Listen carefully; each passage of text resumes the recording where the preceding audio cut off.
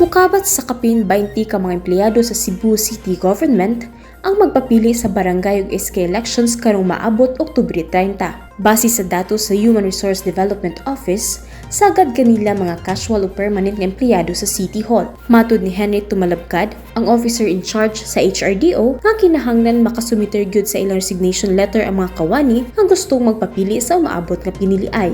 Samtang adunay pipila ang nakakomply, aduna sab uban nga may diretso lang og submit sa ilang certificate of candidacy sa COMELEC apan naglimot og pasa sa ilang mga resignation letter. Matud ni Tumalabkad, importante nga nakaresign na silang daan sa pwesto. Giklaro sa HRDO nga aduna pa hinuon sila higayon nga makabalik sa pwesto sa higayon nga mapildi sila sa eleksyon apan gikinahanglan silang mo-apply og balik sa City Hall. We're advising all our employees to give us a copy of their COCs, especially those who did not tender their resignation. Kay ang uban na diretso file, mahatag kopya diri sa COC unya. Amo nang i-record diri na they are running and they are deemed resigned.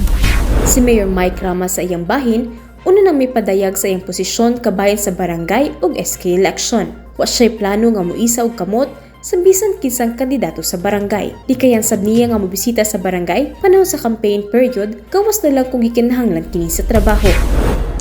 You will never see me raising any hand. That's my guarantee. You will never see me going to the barangay on a political gathering. You will never see me.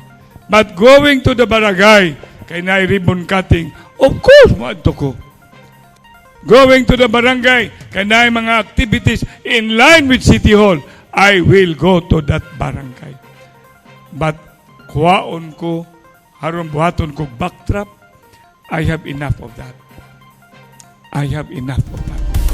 Balik-balik ng pahinumdum ni Mayor Mike Rama ngadto sa mga buot magpapili sa barangay ug SK election, ngalikayan nga gamito ng City Hall sa ilang pagpangampanya tungod kay patas ang iyang tanaw ug pagtratar sa tanang kandidato.